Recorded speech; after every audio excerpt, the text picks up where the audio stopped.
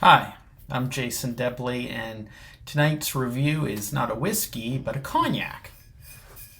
This one, ABK6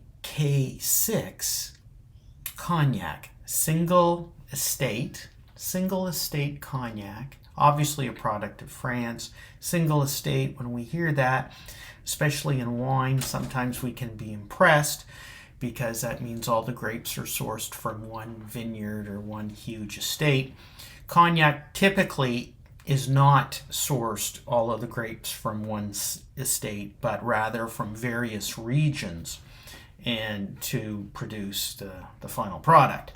So this is called ABK6, like C3PO of cognac. I don't know, but it's a rather odd name, and it's a relatively new brand, and I saw it at the liquor store, and it seems to be getting promoted a bit. Price-wise, it's not outrageous for a very superior old pale classification of cognac. This bottle, I can't remember what I paid for it. I bought it quite a while ago, actually. So, it says here, there's a little label there that says, is the best VSOP of 2021. Well, we're going to find out how good it ranks in 2023.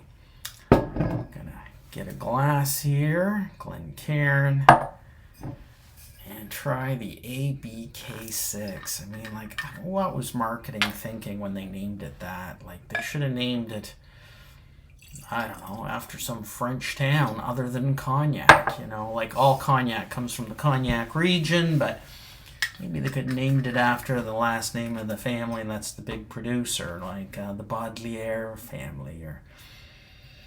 Okay, enough about that. And whenever I see a tag that says the best of whatever whiskey or cognac competition, I get skeptical.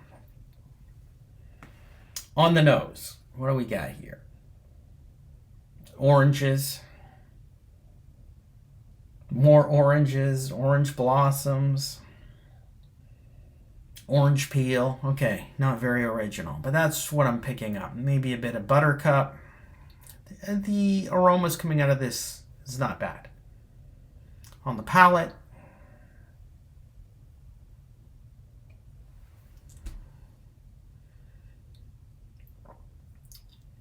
guess what? Oranges. It's not bad. No heat that you sometimes get with cheap brandies or some cognacs. No real bite.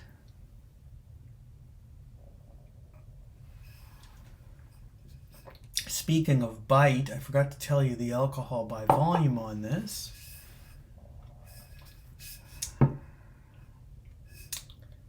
40%. The finish is dry. Dry to the point of being a bit astringent.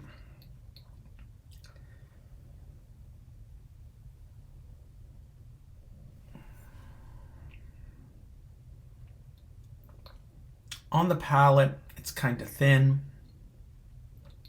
I guess I'm picking up apricot, a little dusty caraway, some red currant. It's not complex. It's pretty simple. It's pretty thin. I've had this bottle for quite a while, and I've tried to serve it on my friends, and nobody really likes it. There's no takers. I paid around, I can't remember. It wasn't a lot of money for a VSOP, but it wasn't cheap. But I don't know what I'm going to do with this. I don't have any friends who are really big cognac fans, so I can't give it away. I don't really like it. I'm not saying it's not horrible. It's not bad, but it's not good or exceptional.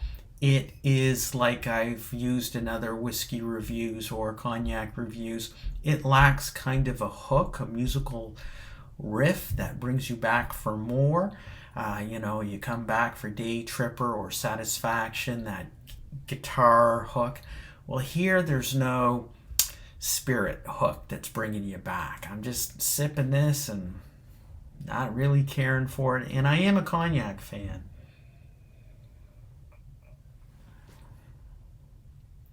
When I first opened it, it tasted kind of almost plastic, artificial note. It's improved since then, but so not a recommended cognac to try. ABK6 can go where C3PO might have gone. Okay, I'm going to finish that. Yeah. The only other point I wanted to make was that in my last review of Johnnie Walker Green Label 15-year age statement, one of my viewers made a very astute comment that I failed to pick up on. So the latest release of Johnnie Walker Green Label 15 years, it's lacking something. It's not as great as it once was. And I really was thinking through and reviewing my notes. And 15 years ago, Green Label was outstanding. Better than Blue Label, better than all the other Johnnie Walker brand extensions. And there was a reason for that. Besides tasting fabulous and complex, even though it was a blend of single malts, there was a key single malt that is no longer in the blend. And back then, it was Linkwood. Here I am not prepared, but it was Linkwood. And Linkwood's been replaced. And I think it's Kailila now. Kailila. Or no, Klein Elish. Klein Elish has replaced Linkwood, and it's taken away the complexity. The other thing I noticed when I reviewed it recently, 15 years ago, Johnnie Walker Green was dominated by Craig and Moore, and I think to a lesser extent Linkwood. And those imparted a light, complex, Highland Speyside type of note. Even though maybe Craig and Moore's not a Highland malt, I can't remember right now. But anyway, it's certainly a Speysider. And now it seems to have a more influence of Talisker and Kailila. And that takes it in a different direction, and I don't enjoy it as much. But as a reader pointed out, or a viewer I should say pointed out, they've taken out the Linkwood, and maybe Diageo had no choice but to take the Linkwood out because they don't have as much stocks of it as they maybe once did. I don't know. Or they can make more money by subbing in a cheaper single malt, and that's probably the real reason. So that was that, and next week, I don't know what I'm going to review. It's been 2 weeks since I did my last review. I might try to do another one tonight.